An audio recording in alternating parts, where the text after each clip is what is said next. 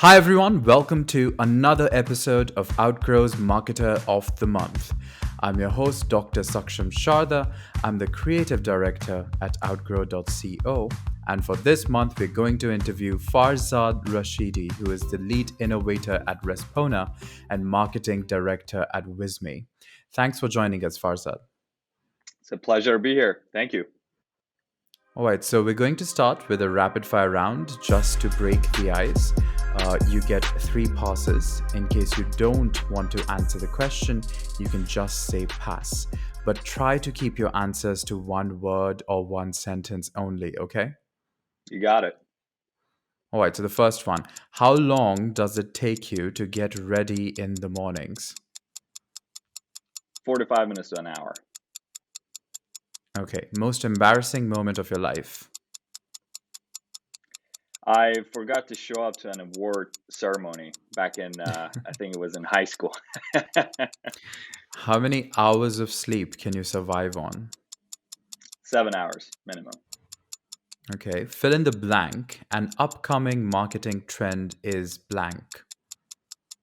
Um, User intent in SEO. The city in which the best kiss of your life happened. Gonna have to say Minneapolis, Minnesota. Okay. Pick one, Mark Zuckerberg or Jack Dorsey. Jack Dorsey. The first movie that comes to your mind when I say the word ambition. Interstellar. Oh, that's a nice movie. When did you last cry and why? I think it was actually a few months ago. My grandmother got COVID and it was quite scary. Mhm. So, yeah. I thought you were going to say you last cried during Interstellar, which I did. So, Oh, I but yeah, definitely cried, but it wasn't the last time. okay, It was probably something last year. fair. All right, the biggest mistake of your career. That's a really good question. I think I'm gonna pass on that one for now. All right, how do you relax? I listen to jazz. I know it Hmm. makes me sound like an old man, but I do. Does help me Okay, relax. okay. How many cups of coffee do you drink per day? Way too many. Probably around 2 or 3. Okay, a habit of yours that you hate. Probably drinking too much coffee. That is one. The most valuable skill you've learned in life. To lower your expectations from other people, and that Oh, makes you a mm, happier person in general. People do something for you, okay. then you're happy, and if they don't, you're not unhappy. So, Your favorite Netflix show? That's the last question. ooh, there are so many. Okay, probably Explained. Not sure whether you watched them. Ah, They're oh pretty yeah, good. with the Yeah, Vox series, yeah. yeah, Okay, well, that was the end of the rapid fire round. You awesome, win a car. Just kidding, you don't. If your score was 9 awesome. on 10 because you skipped one. All right, so let's go on to the bigger questions. The first one is tell us more about Visme and Respona. Like, what are the main point? What are the pain points? Actually, not the main points. The pain points that you're trying to tackle with these two. Perfect. So they're actually quite intertwined. So I'm happy to tell you the story a bit. Not sure how much time we have, but I'll try to keep it short and sweet. Mm-hmm. But Visme as a platform, it's an it's an all-in-one solution for businesses to be able to create branded content. So say you're a business, you have some brand guidelines, and you want to enable your employees to be able to create like reports, presentations, infographics, social graphics, all that good stuff, but all consistent. You would use a platform like Visme. And basically, I joined when the software was in beta. So my current co-founder, Payman, is the founder of Visme, and he started the company back in 2013. And I joined as the first marketing hire. The guys were just a bunch of engineers and trying to build a product. And I came in there. I was like, "Hello, let's try to get this thing out there." And we tried a bunch of different strategies, but the main I would say strategy that worked the best with the highest ROI was our SEO and content marketing. And that took a level of experimentation at the beginning. But we finally figured out a path on how to make it work to bring in traffic at the top of the funnel to our website and sort of nurture them down. And then we scaled the traffic to over 2 million monthly organic traffic. And the main problem we're facing with that SEO side of things was link building. So, we were producing pieces of content, doing all the good old, keyword research and unpaid stuff, making sure the content's relevant, quality, but it was crickets. And what one thing we figured out throughout the years was one of the best, or I would say one of the most important factors, is how other people are talking about your website, and that in and out of itself is a vote of popularity in eyes of Google. So we actually had to dedicate quite a lot of resources, about 80% of our content resources actually to promotion, 20% of creation. And that was sort of a manual, exhausting process of outreach. And we had to sort of do prospecting, figure out what's the right fit. So every time we put out a piece of content, we had to spend quite a lot of time. And we tried every tool under the sun, and none of it really worked. There were either mass outreach tools that were built for sort of spamming, or they were mostly CRM tools, but nothing that sort of helped us scale outreach without losing quality. So we built it in house. It was sort of an internal secret sauce for us for about a year, and it just worked tremendously well. It 10x up productivity when it came to outreach, literally. And we also cut about 80% of outreach costs, let go of all of our marketing data miner team, and then we decided to release it as a standalone product. So that's sort of how Respona was born, as a baby product out of Visme. So I shifted away from Visme now. I'm managing operations here at Respona. And how exactly is Respona different? Like, what does it do? Like, how does it help one do the link building? Yeah, so link building in and out of itself is, we've broken it down into four simple steps. So regardless of there's 1,000 different link building strategies, and link building to us doesn't mean going on Fiverr and purchasing a bunch of links, right? Like gray hat techniques.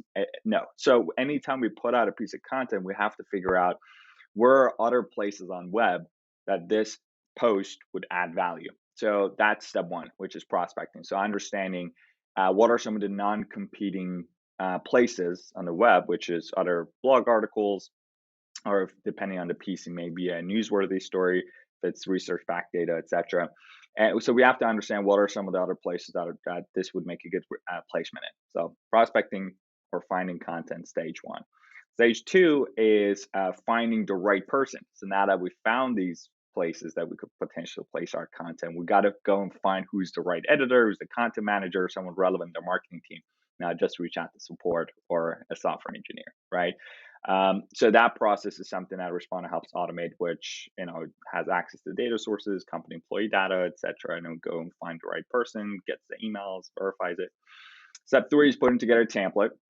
And basically, as you put up your email sequence, right, which is going to sound templatey, and that's what we have stage four, which is deep personalization. So it enables you to be able to actually personalize each pitch, so it doesn't sound like a template cookie cutter template. And so it actually helps you, gives us some snippets to work with, and be able to personalize a pitch for better reply rates.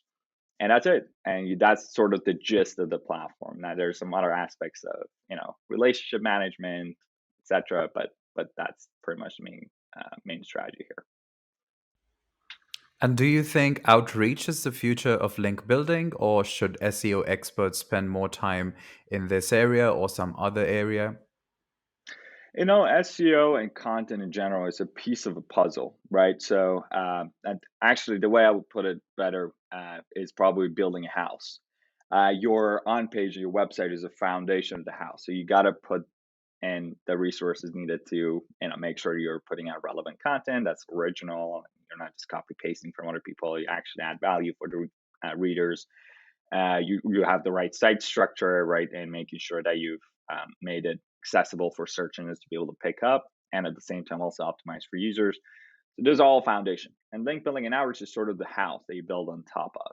And it's definitely getting more important by the day, just because it's getting very competitive to get your content ranked nowadays, just simply because everybody's doing content marketing. And to be able to stand out, you gotta have to have a competitive advantage, which in that case is relevant quality mentions and backlinks from other relevant publications and websites in your space, which is quite a difficult thing to do, considering that link building so far has been a spamming process, right? So you've basically been sort of spraying, praying, and sort of emailing the heck out of everyone. Say, hey, give us a link. Just not how it works. It's more so about getting other people to talk about you, and there is some step-by-step process that we train our users on. It's like, all right, you want to hit them with a transactional beneficial collaboration, mutually beneficial collaboration, and then you sort of move your way up to a content collaboration. Then you turn them into a partner, ideally. So building relationships really what's going to play a role here, and that's where I see it happening. Especially that Google nowadays is becoming extremely smart when it comes to figuring out what are some of the links that are just unnatural, and the ones that are. So it's our goal to figure out what are some of the best places we could do. We could place our content to stay competitive. And what do you think about influencer marketing? Do you think that's at its peak or has it peaked out? Like, what are your views on influencer marketing?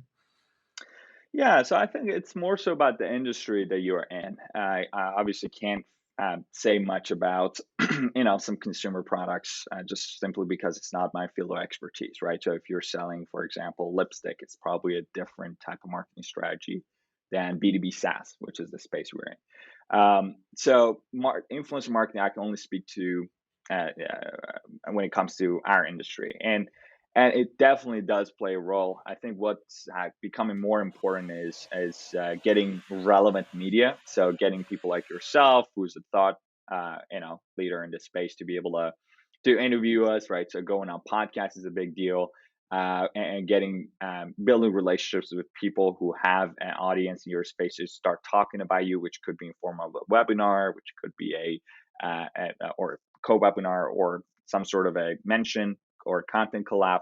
I think that's a type of influencer marketing. Again, it's a very broad term, but that's the thing that's worked really well for us, at least in the for Respona and Visme. And what are some of the companies you have collaborated and done this kind of influencer marketing with? Because you're speaking of like companies and not just influencers, right? Right. Yes, predominantly, and I mean it's an array of different companies I can pull up and list, but probably Moose End, I think, Get Response. We collaborate with Hubspot, some of the bigger brands, Livestorm, uh, you name it. There's quite a few. I keep the CRM software. Um, yeah, I could keep on going on and on. But we've sort of went ahead and introduced ourselves to everybody in our space. So they've probably received an email from me at some point in time. But yes. So what would be a good strategy for like some of the companies in our audience if they want to collaborate with HubSpot? How should they go about doing that? Like, try to get into that sphere. Yeah, so I think the thing we did with HubSpot was actually one of their content managers. We did a content collaboration together where she actually has put together a post and contributed to our blog. It gets very difficult when it comes to some of the bigger companies like HubSpot that are huge corporations, because normally collaborations have to be mutually beneficial. And it's quite difficult to incentivize a $1 billion company to collaborate with you, because there's very little value you can normally add. So my recommendation is actually not to necessarily go for the big shots, and sort of stay within your league, and sort of work your way up. So, for example, if you're a company with a few thousand customers, go find another non-competing product that sort of complements your product. And if you don't have any audience at all, go get two partners, right, that complement each other, and you facilitate an event or a webinar, and sort of tap into both of their audiences and indirectly collaborating with them. But again, to be honest with you, these efforts sort of should be a cherry on top of a sundae, right? So we would never expect these sort of efforts um, to yield significant results or revolutionize our business. But these are normally a really good way to build a relationship with a brand. So in the future, we can sort of do other sorts of content collaboration with them. So now we have a foot in the door. We've already collaborated with a person. Like, for example, we just did a webinar with Ahrefs, which I'm not sure what you've heard of. It's a very popular SEO software. So Patrick, one of their marketing advisors, has joined our webinars on the Visme side. So we've gone back and forth and emailed each other. We're picking his brain about Respona, asking him what he thinks. So that opens doors for conversation. So I think that's the lens you want to look at, not necessarily in terms of, okay, we did this webinar, how much money did we generate? There's that, but there are also a bunch of different strategies. One of the things we did also in the past was a gated content. So we partner up with another company, split our resources, create a gated content or ebook, and then now each one of us starts pushing it through their ads and to their newsletter. So we sort of double up the ROI in these gated pieces of gated content. Again, it does complicate things a little when you have to coordinate with a whole other company's team, but it does help. But again, it's not our core marketing initiative. What we really focus on mainly is the organic traffic of our own website, making sure that we position ourselves so that we show up in places where people who are looking for a solution like ours would find us. And could you give us one strategy by which you've been able to increase your organic traffic, like one campaign that you'd like to talk about? So the answer to your question is about 160 pages. So I wrote a detailed free ebook that, again, it's not a sales thing. So we're not trying to sell you stuff. It is, if you go on Google, like Visme marketing strategy, I sort of spill the beans and sort of reveal everything, all of our templates, all of our step-by-step process with screenshots. So, and we've made it visually appealing, but I tend to talk a lot. So that's why, hence it's 160 pages. But if you bear through the first 10 or so pages, then it becomes good. So I recommend folks, if they be, wanting to understand a bit about our process, what's worked, what didn't work, so Google Visme marketing strategy, Visme, and just download the free PDF and take a look. And I sort of walk through the whole process. So I guess personalization is also an important part of your product at Respona. How and why do you think the importance of personalization has increased over the years? So as more and more people started to do outreach, it's becoming increasingly more difficult to stand out from their inbox. Like I see some salespeople literally have to go on Facebook and learn the prospect's like dog's name to put it in the first. We've actually had that happen, to put it in the first subject line to try to catch our attention. So personalization definitely has become increasingly more difficult to do, because also there's these AI tools that help you automate a lot of it. So people sort of are more skeptical nowadays, but when it comes to link building, one advantage that we have is that it's actually quite different from what you would do in cold sales outreach, which you're trying to sell the other party something. Link building normally it starts as a mutually beneficial collaboration. So people are normally a lot more willing and a lot more open to those sort of emails that we receive. Again, if it's done right, as if you're reaching out to someone, hello, sir, give us a link. That's just not going to work. But what we've noticed that when you play your cards right and you have the right strategy, normally personalization doesn't play as big of a role as it does in sales, just simply because there is something in it for both parties. And it hasn't been that big of an issue, and I'm sure it will be in the future as more and more people enter the space and start doing so. But we've tried to bake in some of these tools and just making it a lot easier for users to do that personalization inside Respona, to sort of make it a lot quicker versus as if you were to do every single one yourself manually. So our team actually read this post on your company's social media page. It says, experts say that by 2022, global internet traffic from video will make up 82% of all consumer internet traffic. Have you noticed an increase in ROI when you use video over other types of content? So here's the thing.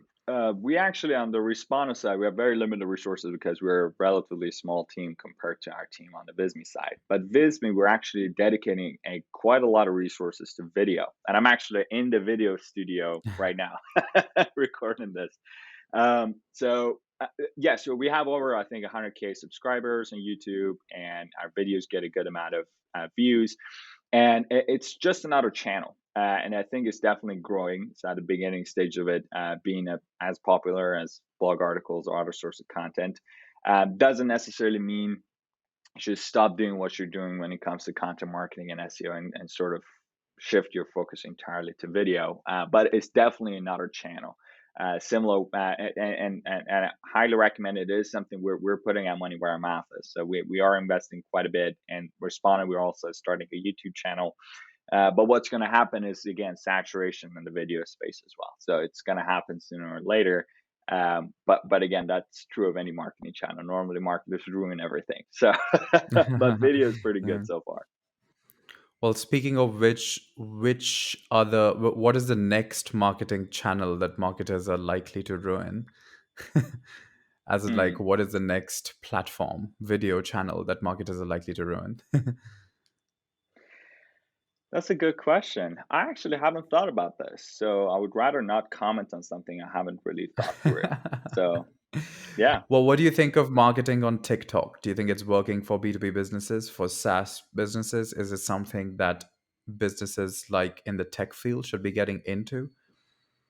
So we actually do have a TikTok channel at Visme, because we do have a large B2C side of things. That, we have quite a lot of students and teachers who use our platform, and also that side of the market. And it's been doing okay. We had a few TikToks that go viral. Again, it's quite hard and difficult to measure how much impact each one of these channels have. Again, to us, it's more of an experiment. It's not a core marketing. It's not part of our core marketing strategy.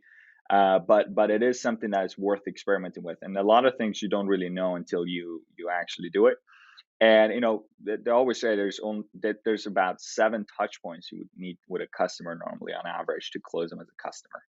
And the way I would look at all of these efforts is one of those touch points, right? So if you're writing blog posts, it's one of the touch points. If you're creating videos, that's another touch point. If you're creating this podcast, probably another touch point, right? So having these multiple channels enable you to get to that 7 touch points quicker. And how effective they are is normally quite hard to measure, but I wouldn't see a reason why you shouldn't experiment and see what figures out what works in your space. Again, we would never create a TikTok channel for Respona, probably, because we have other priorities that we need to get to.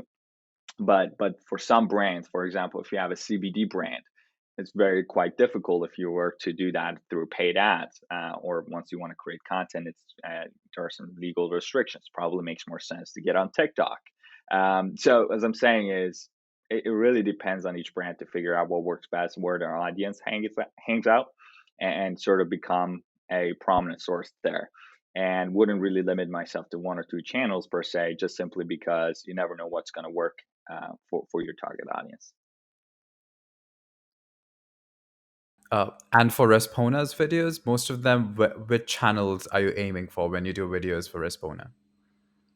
So we are not yet, as I mentioned. So for Respona in particular, we are going to be creating content pieces in video format starting next year. We've sort of been heads down working on the product. We actually have a new version of the software, Respona 1.0. We've been in beta so far, coming out next month. So it's been quite all hands on product, everybody, and sort of. But we've had to sacrifice some of the other efforts that we wanted to do, but we haven't. So yeah, definitely video is something that we're going to be starting doing starting next year, early next year. And they are going to be mainly educational material. It's not going to be really salesy about our own software. So it'll be, discussing different link building strategies. And we always try to enable folks to be able to do those strategies without necessarily using our platform. So enabling them to find other alternatives, doing things manually. Uh, and I always say, I'm like, Respondent does no magic. You can do pretty much what we do manually yourself on your own. We just help you do it 10 times faster. So it's just a matter of time that we save. So yeah, that's the game plan. But on the Visme side, if you go on our YouTube channel, there's a good amount of videos there. They come in. I think we release 1 or 2 videos every few weeks, and the videos again are purely educational, and it took us a while to get some traction, and that's the thing. A lot of people just make a few videos to put it out there, and there's nobody watching it. They're like, all right, this doesn't work. So we had to do it consistently over time. I think about 6 or 7 months at least until we got some sign of life in the channel. But yeah, consistency worked well. But again, it's a good amount of resources you got to spend on videos because we have well, Mike who records the videos. So, and then we have a content team that produces the scripts. We have video editors. We have a designer that creates the back shadows and the slides in Visme. So there's quite a lot of resources that it takes. So, sometimes it might not make sense for a small brand to do so. Not our alternative is not to create as high quality of a video, but again, it's not going to be as competitive when you put it in the search result. So yeah, it's a trade off, but I think it's a matter of dedication or resources more so than anything else. And what do you use the green screen for? What kind of graphics are you putting behind yourself in these videos? Yeah, so I'm actually too far away from the green screen. This is actually quite big. I need to go back, but the green screen they put I can send you an example of a video, but once he's talking, because he's talking about design, so it's quite visual. So we have his face and from shoulder up, and then there's also an example. It's like, hey, this is a bad design. Don't do this. And create a good design. So that's pretty much the gist of it. So the designer has to put together these graphics and whatnot, and I know it sounds quite lame, but they actually make it look very nice. I highly recommend folks go take a look. All right, fair. All right, so you've seen Visme grow from the start. What do you think has been Visme's key strength that led to over 9 million users, is that it? And 2 million monthly traffic in just 4 years? Yeah, so we're actually over 11 million now. But again, we're a freemium product, so not everybody is a paying customer. So we get a good amount of volume, around 20 something thousand new users every single day. And we actually spend very little on paid advertising, do no cold outreach. So it's all coming to us organically. As far as the core strength go, I would say the product is pretty damn cool. So it doesn't hurt that you have a good winning product that works. So the engineering team at Visme is outdone itself, and they've created a product over the years that's quite nice. Like you come in as a brand, you pop in your website, and then it will pull up all your brand colors and fonts and logos, and then it would create customized set of templates based on your logos and brand colors, so it doesn't look like a cookie cutter template you just copied from Canva, right? So it looks like a customized database of templates and graphics for your company. Um, so I would say that that's obviously because it doesn't matter how many people you get in the door. If the product isn't good, you're not going to sell. So product obviously number one priority for all of our brands, Visme and Respona. But as far as marketing goes, I think our number one channel by far is our SEO, and we've really done a good job. Our content team has done a wonderful job putting together really quality pieces of content. And also we have a large outreach team that also helps promote these pieces of content, and that also has resulted in um, that's top of the funnel traffic. And then we also have our templates pages and our maker pages, which are our sales landing pages. So if you go on Google, for example, presentation software or infographic software or presentation templates, Visme will show up for all of them. So these are more bottom of the funnel, mid funnel keywords that sort of kind of go hand in hand with our content. So the way we sort of build the site structure is we pick a few parent keywords. So for Visme is presentations, infographics. For Respona is link building and content promotion and blogger outreach. And then we create a landing page for each one. So for example, for presentations, presentation software. And then we create a silo of content, which is just a fancy word for a category of content for presentations. And then we do some keyword research, write educational pieces of content, how to create a presentation or how to give a good presentation. You get the idea, what to do with your hands during a presentation. And then all of them sort of are interrelated. So we actually include internal links from our content pieces to our sales pages. So meaning that when you're talking about how to give a good presentation, just mention your presentation software landing page in the blog post, which isn't difficult. And then what we do then is that once each piece of content gets out the door, then it gets sent to our outreach team, and then our outreach team picks them up and uses Respona to build links to them. Now what happens is that over time, once you build backlinks to these specific blog posts, you're hitting two words with one stone. One, you're getting the content piece up in the rankings, so you're getting some top of the funnel traffic. But also what's happening is that you pass on the link equity through these internal links to your main sales pages with these landing pages. So over time, as you're producing more pieces of content, you keep strengthening the or increasing the competitiveness of these sales pages, because they keep getting fed more authority. So it helps not only your sales pages up in rankings, but also stay there. And that's been obviously quite a challenging task. And we also have, like, for example, our presentation templates category, where we produce, presentation templates. So any category you go and look up, for example, business presentation templates, etc., it will show up. So yeah, it's not easy. Again, I don't mean to deter people from doing SEO, and this site structure obviously took some years for us to figure out and put in place. It wasn't something that was done overnight. But as I'm saying, is that you need to have that as a roadmap to be able to start putting together the building blocks to get there. So it's helpful to see what worked and sort of what sort of structures to put in place. But yeah, I'm not sure what I answered your question, but It was a lot of answers, but it works. The last all right, question is great. actually a little strange question that I have. Hmm. What would you be doing if not this? If not Visme and Respona, what would you be doing? That's a good question. I like how you Yeah, took a deep breath. It's like takes deep yeah. breath and contemplates life. What would you be doing? I was like, wow, that was a very fundamental question. You know, okay, I know it's sort of cheesy to say, but I really love what I do. And I couldn't really see myself doing anything else. And in college, in high school, I thought about becoming a doctor because I'm foreign. My parents wanted me to become a doctor. So I always had in my mind, I was like, yeah, I should become a doctor. And then I came to college and I was like, you know what? I don't like medicine. I should become an investment banker. I should get into finance. And then I got involved with SaaS, and it's sort of, it was a natural process of happening. It wasn't like from day one I was born. I was like, you know what, B2B SaaS, that's it for me.